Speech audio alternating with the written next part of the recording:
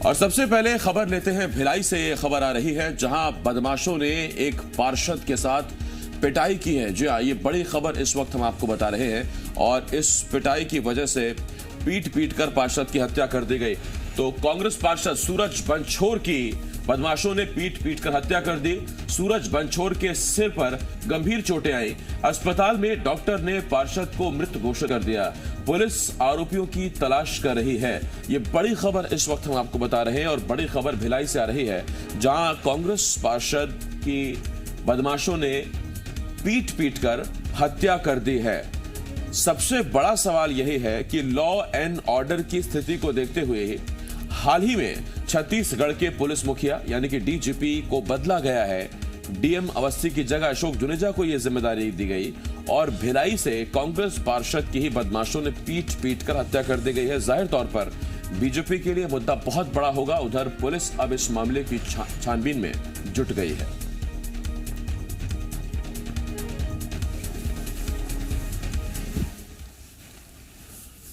Rajni Thakur ji media संवाददाता इस वक्त इस बड़ी खबर पर हमारे साथ जुड़ रहे हैं। सीधा रजनी का रुख करते हैं।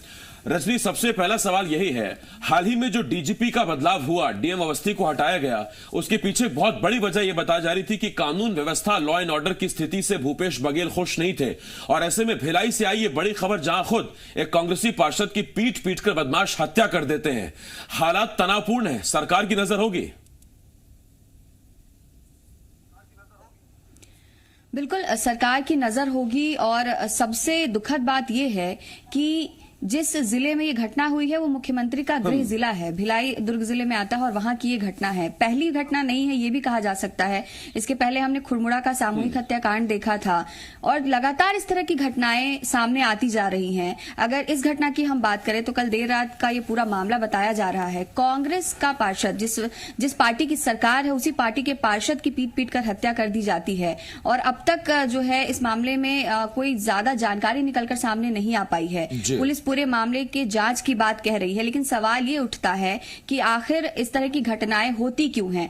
जब जनप्रतिनिधि ही सुरक्षित नहीं हैं, तो आखिर कौन सुरक्षित है? भिलाई जैसे शहर में इस तरह की घटनाएं हो जाना एक बड़ा सवाल है, क्योंकि लगातार जो घटनाएं इस तरह की बढ़ी, उसके बाद सरकार ने भी सख्ती दिखाई, डीजीपी बदले गए और ये उम्मीद की गई कि अब कानून व्यवस्था की स्थिति बेहतर होगी, अब इस तरह के मामले नहीं सामने आएंगे, अब अपराध कम होंगे। लेकिन जो घटना सामने आई है वो बहुत बड़ी घटना है और बहुत बड़ा सवाल ये पूरी कानून व्यवस्था पर उठाती है।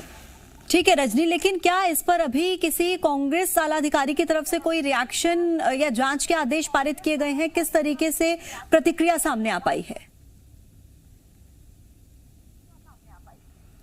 जी देखिए, देर रात की ये घटना है और फिलहाल पुलिस पूरे मामले की जांच कर रही है। किसी भी नेता का कोई बयान सामने नहीं आया है, लेकिन इतना जरूर है कि जिस तरह से ये पूरी घटना हुई है इस पर अब जाकर भाजपा सवाल उठाएगी। बतौर विपक्ष ये सवाल पूछा जाएगा कि जब पार्टी के ही नेता सुरक्षित नहीं है तो आखिर कौन सुरक्षित है छत्तीसगढ़ में? और ये सवाल जनता की तरफ से भी होगा कि आखिर दिन दहाड़े इस तरह की घटना कैसे हो जाती है और उसके बाद पुलिस जांच ही करती रह जाती है, कानूनी कार्रवाई में इतना समय क्यों लग जाता है?